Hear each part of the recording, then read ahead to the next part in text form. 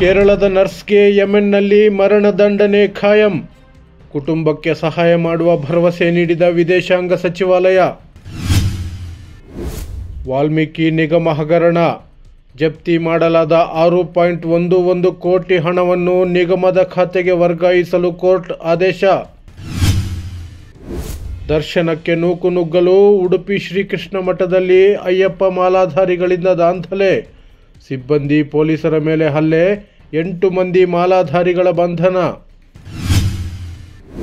ಪ್ರಧಾನಿ ಮೋದಿ ಪ್ರಧಾನ ಕಾರ್ಯದರ್ಶಿಯ ಮಗಳು ಅಳಿಯ ಎಂದು ನಂಬಿಸಿ ವಂಚನೆ. ದಂಪತಿಗಳ ಬಂಧನ.